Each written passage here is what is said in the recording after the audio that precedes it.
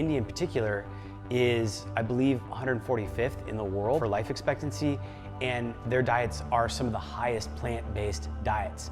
And they see some of the highest rates of cardiovascular disease. They see a very high rate of that, as well as diabetes and pre-diabetes. Welcome to 3 reasons why vegans lie about the longevity of the blue zone. So I've been writing my book, and in my book there's a section about epidemiology, which is the idea that we look at a population or a group of people. In this case, we're talking about the blue zones, where people have a tendency to have maybe more cardiovascular disease or longevity. It's a good way to sort of start a conversation from a scientific perspective, but when you start to really rely on these bodies of research, when they're epidemiological, you really get into some hot and troubled water. So the blue zones are famous for being areas in the world. There's 5 of them that are kind of officially recognized as areas where people live much longer than expected.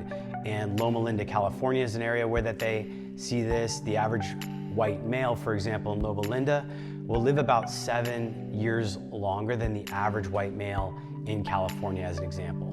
In the Nicoya Peninsula of Costa Rica, they also see quite a bit of longevity. They see it in Icaria, Greece, Sardinia, Italy, and Okinawa, Japan. So these are the 5 blue zones that are notoriously pointed out by vegans and plant-based advocates as having high longevity and primarily eating a plant-based diet.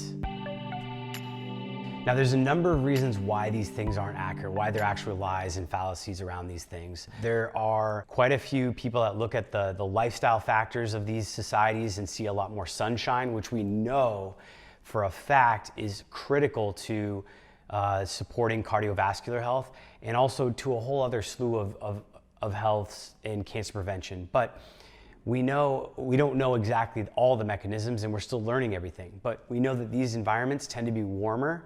They tend to support outdoor activity.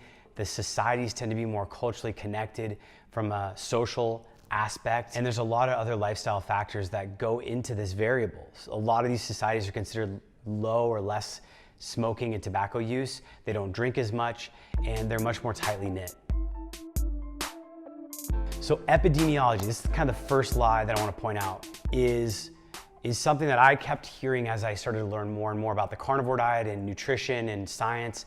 And epidemiology is really the study of like epidemic, disease within a population. We take a group of people, say you are trying to find out what's causing cardiovascular disease. Well, naturally, if there's a population of people that has a higher rate of cardiovascular disease, you might start to think about what are the links, what are the commonalities in that population. Do they eat less red meat, less cholesterol, less saturated fat? Oh, all these things are common in this population.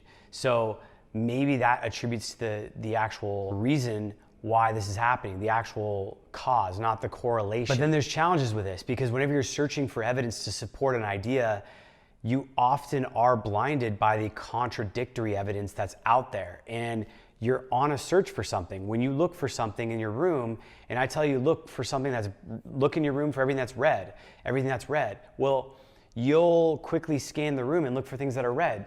You may not notice everything that's brown at that moment. So again, there is a lot going on with your mind and how it works and how it zones in on what to focus on. A quick couple examples of this that are contrary to the blue zone sort of theory of plant foods being optimal for human health and being the direct link in longevity is 2 countries that suffer and are way, way down the list in terms of life expectancy are India and Bangladesh. Now, there's a lot of other conditions that could lower these factors, but both these countries are below like the 100th of the top 100 countries in terms of longevity and life expectancy. And both societies, India in particular, is, I believe, 145th in the world for life expectancy, and their diets are some of the highest plant-based diets. And they see some of the highest rates of cardiovascular disease. They see a very high rate of that, as well as diabetes and pre-diabetes. So if you're going to use an argument in epidemiology that a population of people that does a certain thing, aka not eat meat, and say that their plant-based nutrition is what's contributing to the longevity, you have to be careful, because there are plenty of outliers we can find. In the blue zones, you can't really look at that as the main contributor, because you can find many zones, quote unquote zones, of people where they don't eat a plant-based heavy diet. They actually eat an animal foods-based diet, high in fat, high in saturated fat and cholesterol, and they have great longevity.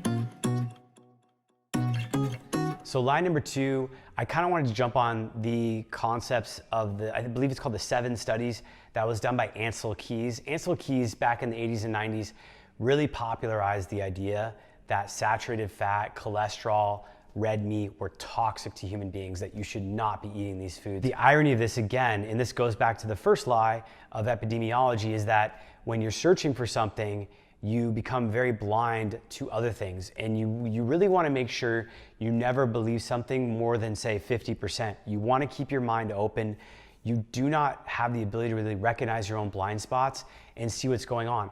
We could find out in another few years that the carnivore diet is terribly toxic to people. And in that case, I need to be open to accepting those new ideas. I can't just shut down and say, hey, eating meat is optimal. Although most of the evidence I can see, most of the biochemistry I can look into, most of what I've personally experienced has led me to believe that. It is possible that there are things or benefits that I'm missing that we don't quite understand yet. We're always learning new things. But what's interesting about Ancel Keys and his study was that his famous study that kind of put him on the map was a study of several countries of populations where they basically ate less meat, less saturated fat, lived longer. So again, sort of like this blue zone look, where we look at groups of people in an epidemiological study and we go, hey, well, these people do this, so this must be what's causing this. And they have this longevity, and so we go, oh man, look at their diet. It's so much less in red meat and saturated fat, and they're much younger and healthier and vital. But Ancel Keys intentionally left out societies that contradicted his evidence. And if you're a researcher and you're trying to prove a point, not only might you consciously do this, but you're certainly probably going to unconsciously do this. Your mind wants to defend your position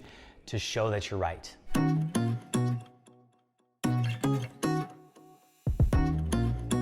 So lie number 3 about the blue zones and their plant-based diet being such the reason that they're so living long is we can find very specific examples in today's societies that completely contradict this. And I was reading last night about things around proof and theory and evidence, and one comment that came up that was pretty fascinating to me was a tweet from Tucker Goodrich, who's a scientist, if you will, who does a lot of studying of some of these studies and kind of helping people understand the information, was that one does not necessarily prove things, but unless you're in math.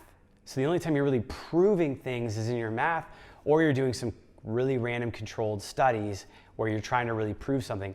But you can absolutely disprove things, and it's very easy to see contradict evidence. So going back to this third lie here around very specific societies, we see the MASAI in Africa who eat a diet that is exceptionally high in cholesterol and dietary fat. Their diet consists of milk, meat, and blood, and they have some of the lowest rates of coronary cardiovascular disease on the planet. Now again, is eating meat contributing to this, or is it the lifestyle factor? They're probably getting a lot more movement, they're more socially connected, tightly knit, they have emotional social support, they have a lot of exposure to sunlight, to being outdoors. They're an equatorial tribe near the equator. They can be outside, and we know, again, light and the value of that is really probably very understated and a much bigger factor than we realize. But what it does state is, if plants are really the cause of heart disease, it's kind of hard to see a society that eats virtually no plants, all animal foods, and they have almost no heart disease, affirming that quality. Maybe there's a unique gene they have, a very unique genetic predisposition, but they are Homo sapiens, they are human beings. They're very much similar to our body types and what we're made of. We can also look at Hong Kong. Hong Kong is the country in the world with the highest life expectancy, and they also are the biggest consumers of meat. They're arguably the biggest outlier, if you want to call them an outlier, to contradict this idea that blue zones are plant-based zones where they eat only plants, and that's why they're living longer. Again, maybe blue zones are primarily plant-based diets and they may have great health, but to deduce from that information that the reason they have health is because of a plant-based diet, and now all society and all humans should look at that as evidence to not eat an animal food-based diet, makes no sense when you look at the MASAI, when you look at the longest living society on the planet, which is Hong Kong, where they eat tons of meat. And as a side note, Hong Kong's actually rated as the most intelligent society on the planet as well. So score another one for the carnivores in terms of meat and animal foods benefiting both intelligence and your longevity. And a third little point here we could talk about is the French paradox. The French have a better health than the Western American society. They have lower rates of cardiovascular disease than most of the societies they're around, and they eat a lot more saturated fat. Fondue, they drink wine, obviously. There's a bunch of variables there. But again, if we're talking about saturated fat being the enemy and animal foods being the enemy, but we see these societies that are not that way, it kind of disproves that hypothesis that it's the plants that these people are eating that's causing the longevity.